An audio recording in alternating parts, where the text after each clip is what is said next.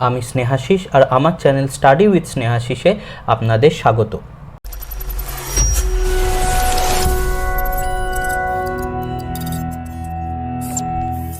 আজ আমি আলোচনা করব করোনা ভাইরাসের যে নতুন ভ্যারিয়েন্টের কথা গতকালকেই অর্থাৎ 22শে জুন 2021-এ জানা গেছে এবং যে ভ্যারিয়েন্টটি ভারতে থার্ড ওয়েভ বা তৃতীয় যে ওয়েভ করার সম্ভাবনা ক্রিয়েট করতে পারে সেই সম্বন্ধে আলোচনা করব। ভারতে করোনা ভাইরাস একটার পর একটা ওয়েভ করে যাচ্ছে। ফার্স্ট ওয়েভ হওয়ার পর আমরা দেখলাম কিছুদিন আগেই সেকেন্ড ওয়েভ হলো, যেটা আজকে প্রায় শেষের দিকে। এই সেকেন্ড ওয়েভ আমরা জানি করেছিল ডেল্টা ভ্যারিয়েন্ট।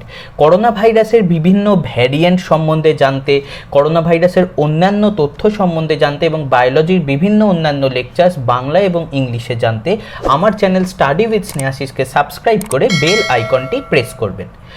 দ্বিতীয় যে ওয়েভটি ভারতে হয়েছিল সেটি করেছিল এই ডেল্টা ভ্যারিয়েন্ট। ডেল্টা ভ্যারিয়েন্টকে বলা হয়, যার পুরো নাম B.1.617.2। এই ভ্যারিয়েন্টটি মনে করা হয় ভারতেই প্রথম দেখা গেছিল, তাই WHO ডেল্টা ভ্যারিয়েন্টকে বলা হয় ভারতের সেকেন্ড ওয়েভের জন্য দায়ী। এখন যখন সেকেন্ড ওয়েভ চলে যাওয়ার পথে তখন আবার নতুন করে একটা ভয়ের কারণ সৃষ্টি করেছে আবার একটি নতুন ভ্যারিয়েন্ট আসার কারণে।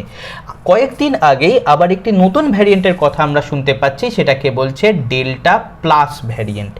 ডেল্টা প্লাস ভ্যারিয়েন্টটাকে কেন্দ্র সরকার গত 22শে জুন ভ্যারিয়েন্ট অফ কনসার্ন হিসেবে বলেছে, কারণ এই ভ্যারিয়েন্টটি ভারতের 3টি রাজ্য যথা মহারাষ্ট্র, কেরালা এবং মধ্যপ্রদেশে বেশ কয়েকজন, এখনই প্রায় 20 থেকে 30 জনকে ইনফেক্ট করে দিয়েছে বলে জানা যাচ্ছে। এখন মনে হতে পারে যেটা খুবই কম সংখ্যা, তবে দ্বিতীয় ওয়েভের শুরুতেও এরকমভাবেই ডেল্টা ভ্যারিয়েন্টও খুব কম সংখ্যায় মানুষই ইনফেক্টেড ছিল।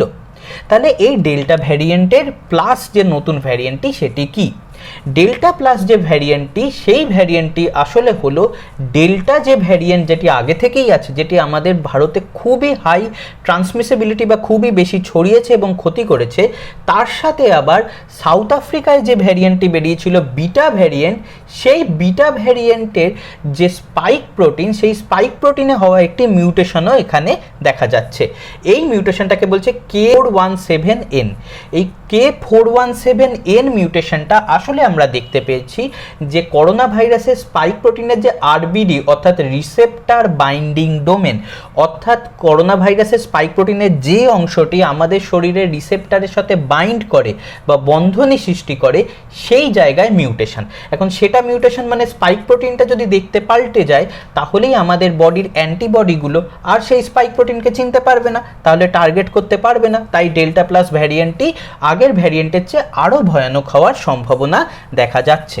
এর জন্যই গভর্নমেন্ট অফ ইন্ডিয়া এটাকে ভ্যারিয়েন্ট অফ কনসার্ন বলেছে। প্রথমে এটাকে ভ্যারিয়েন্ট অফ ইন্টারেস্ট বলার পরে এটাকে কনসার্নে পরিবর্তন করা হয়, কারণ এর কয়েকটি বৈশিষ্ট্যের জন্য।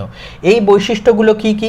প্রথমত হলো ইনক্রিজ ট্রান্সমিসিবিলিটি, অর্থাৎ মনে করা হচ্ছে যে এই ডেল্টা প্লাস ভ্যারিয়েন্টটির ছড়ানোর ক্ষমতা বা ট্রান্সমিট করার একজনের থেকে আরেকজনে যাওয়ার সম্ভাবনা আরও বেশি, ডেল্টা ভ্যারিয়েন্টের থেকেও হয়তো বেশি, অর্থাৎ এটি আরও তাড়াতাড়ি মানুষের মধ্যে ছড়াতে পারে। দ্বিতীয় বৈশিষ্ট্য কি? Stronger binding with lung receptors. মানে কি? আমাদের ফুসফুসে যে বিভিন্ন রিসেপ্টার অর্থাৎ AC2 ইত্যাদি রিসেপ্টার, যাদের সাথে করোনা ভাইরাসটা বাইন্ড করে আমাদের ফুসফুসে ঢুকে ফুসফুসের ক্ষতি করত, সেই বাইন্ড করার ক্ষমতা এই ডেল্টা প্লাস ভ্যারিয়েন্টের আরও বেশি। অর্থাৎ এই ভ্যারিয়েন্টটি প্লাস ভ্যারিয়েন্টটি আমাদের ফুসফুসের রিসেপ্টারের সাথে আরও বেশি বন্ধনী করতে পারবে, যার ফলে আরও তাড়াতাড়ি ফুসফুসে ঢুকে ফুসফুসের আরও বেশি ক্ষতি করার সম্ভাবনা থাকছে। অর্থাৎ ছড়ানোর সম্ভাবনা বেশি এবং ক্ষতি করার সম্ভাবনা বেশি, দুটো সম্ভাবনাই বেশি। এর জন্য এটাকে ভ্যারিয়েন্ট অফ কনসার্ন হিসেবে বলছে, যেহেতু এটা থার্ড ওয়েভ ভারতে করার একটা সম্ভাবনা হতে পারে। মহারাষ্ট্রে এটাই দেখা যাচ্ছে, এই ডেল্টা প্লাস ভ্যারিয়েন্ট হতে শুরু করেছে। মনে করা হচ্ছে এটাই মহারাষ্ট্রে থার্ড ওয়েভ করবে, যেটা আস্তে আস্তে আবার ভারতে ছড়ানোর একটা ভয় থেকেই যায়। এছাড়াও এর আরেকটি বৈশিষ্ট্য হলো রিডাকশন ইন অ্যান্টিবডি রেসপন্স, মানে কি? রিডাকশন ইন অ্যান্টিবডি রেসপন্স বলতে মনোক্লোনাল অ্যান্টিবডি, অর্থাৎ যে অ্যান্টিবডিগুলো শুধুমাত্র করোনা ভাইরাসকে চেনে সেই অ্যান্টিবডিগুলো আর এই ডেল্টা প্লাস ভ্যারিয়েন্টকে অত ভালো করে চিনতে পারবে না।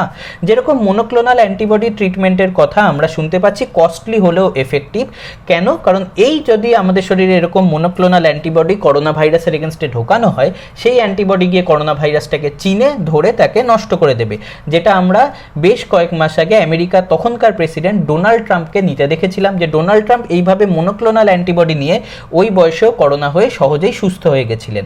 কিন্তু বলা হচ্ছে এই ডেল্টা প্লাস ভ্যারিয়েন্ট কিন্তু এই মনোক্লোনাল অ্যান্টিবডির দ্বারাও অতটা ভালো কাজ করবে না, অর্থাৎ মনোক্লোনাল অ্যান্টিবডিও এই ডেল্টা প্লাসকে খুব ভালো চিনতে পারবে না। তাই এই ভ্যারিয়েন্টটা আরও ভয়ানক হওয়ার সম্ভাবনা থেকে যায়।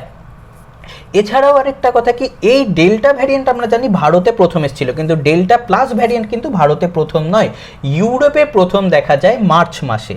কিন্তু মার্চ মাসে প্রথমে দেখা গেলেও আমাদের নলেজে এসছে বা পাবলিক ডোমেনে এটা এসছে কিন্তু মাত্র জুনের 13 তারিখ, অর্থাৎ কয়েকদিন আগেই আমরা এই ভ্যারিয়েন্টের কথা জানতে পেরেছি। এবার আসছে ভ্যাকসিনের সাথে তাহলে এর কি সম্বন্ধ। আমরা জানি যে ভারতে এখন প্রধানত দুটো ভ্যাকসিন চলছে, কোভ্যাক্সিন আর কোভিশিল্ড। দেখা গেছে এই দুটো ভ্যাকসিনই কিন্তু ডেল্টা ভ্যারিয়েন্টের ক্ষেত্রে অন্যান্য ভ্যারিয়েন্টের তুলনায় 3 থেকে 8 গুণ কম শক্তিশালী, অর্থাৎ অতটা ভালো কাজ করে না।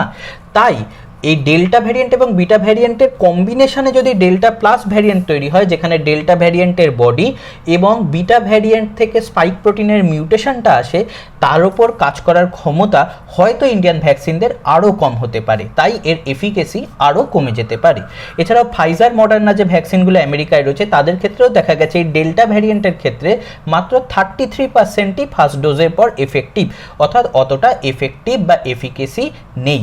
এই সব কারণে ডেল্টা ভ্যারিয়েন্টকেই এখন কেন্দ্র সরকার ভ্যারিয়েন্ট অফ কনসার্ন বলছে, কারণ প্রবাবলি এই ভ্যারিয়েন্টটি ভারতে আবার থার্ড ওয়েভ করার সম্ভাবনা দেখাতে পারে। আজকে আমরা জানলাম করোনা ভাইরাসের যে নতুন ভ্যারিয়েন্ট ডেল্টা প্লাস সম্বন্ধে এবং এর ভয়াবহতা কতটা হতে পারে তার একটি আন্দাজ আমরা আজকে জানলাম। আমার এই ভিডিওটি যদি ভালো লেগে থাকে তাহলে নিশ্চয়ই ভিডিওটিকে লাইক, শেয়ার করবেন, কমেন্ট করবেন এবং আমার চ্যানেল স্টাডি উইথ স্নেহাশিসকে নিশ্চয়ই সাবস্ক্রাইব করে বেল আইকনটি প্রেস করবেন। ধন্যবাদ।